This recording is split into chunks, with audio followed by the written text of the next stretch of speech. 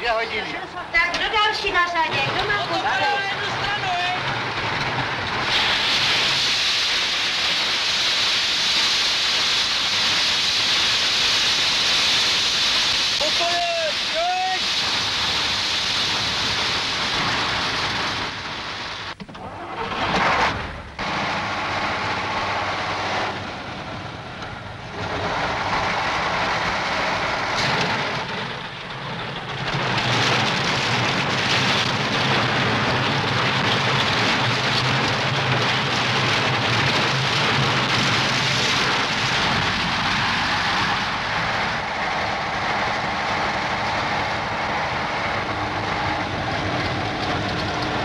Pamatujete na tu hroznou zimu 63. roku?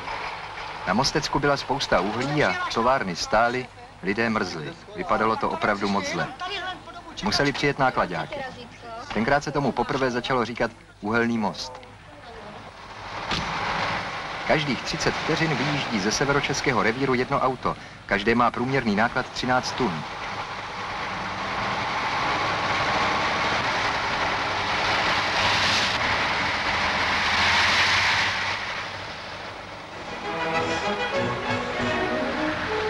To je Venca Tůma z pražského Sokolova. A tohle Olda Dostrašil. After the end of next year,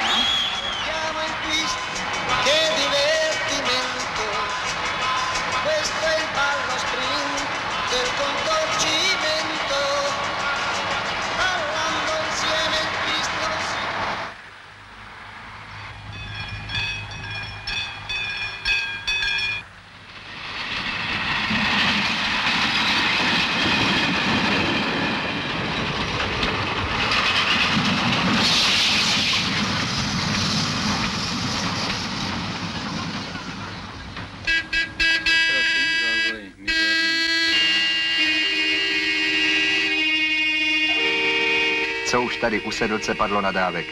4kolejná trať a bez nadjezdu. Šoféři čekají půl hodiny, hodinu.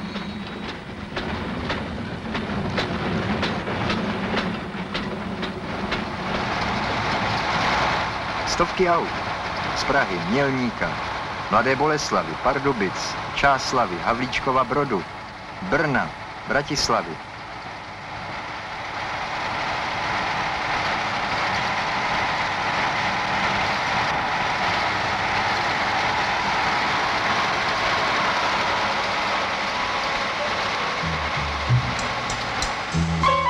Vladimír Ručka říká, jo, kluci, to není žádná promenáda.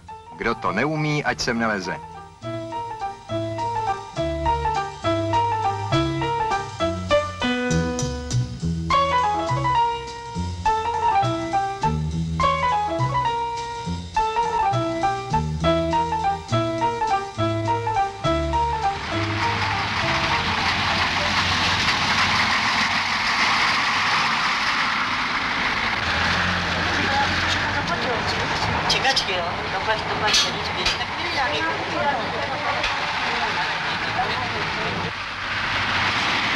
Včera večer jsme tu projížděli a to bylo strašně nahoru, padal sníh, neposypáno, nemohli jsme se vyškrabat nahoru.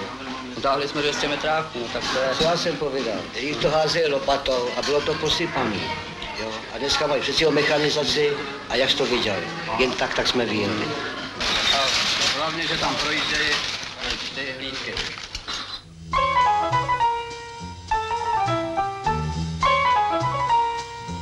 Vojín Ladislav Osinek je na uhelné trase teprve pár dní. Jeho kostitřaska už vozila kromě vojáků ledaco z řepu, brambory. No a teď mour pro chemičku v Lovosicích.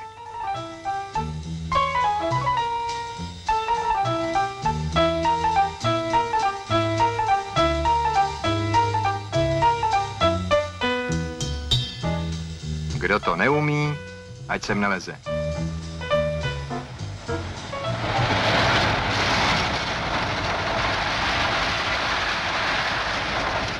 Na břehu řeky seděla, do tiché vody hleděla. Tuhle dvojici také ještě neznáte. Jirka Přibyl a Láďa Weiss jsou z Náchoda. Oba svobodní. Několikrát už taky nedojeli včas. Jo, myslím, jako na schůzku. Ono je to těžký, když 3krát slíbíte a nepřijdete.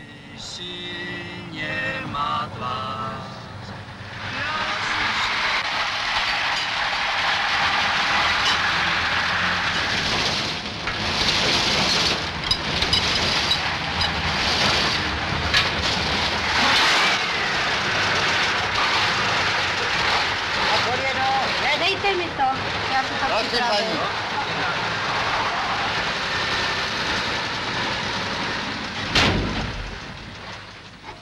Ježiš, co jsi to dneska koupil?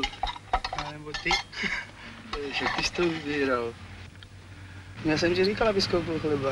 To víš, maminka mě zásobí pořádně. Kdyby nebylo maminky, aby se si zdech.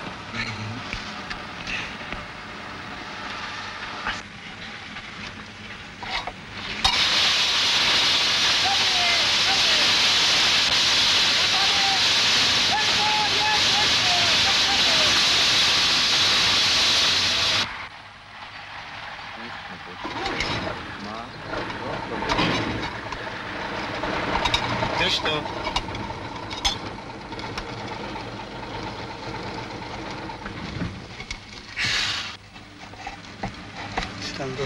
Kam se podíváš uhlí? Z Komořan do severočeských porcelánek a skláren, z Vítězného Února a centrumky do pražských uhelných skladů, na Jižní Moravu, na Slovensko. Všude chtějí uhlí, uhlí, uhlí.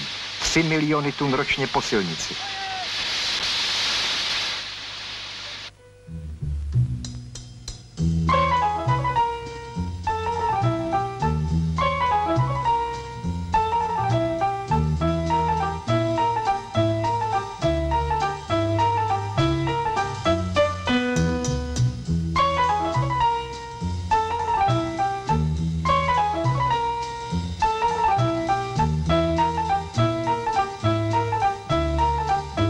Nebyly by snad výhodnější nákladní vlaky?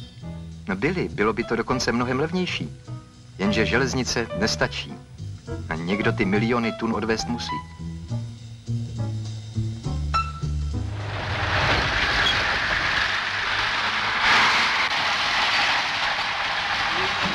Víte, máme ten vlek, tak nám to hodně papá. No samozřejmě, taky máte nějaký náklad.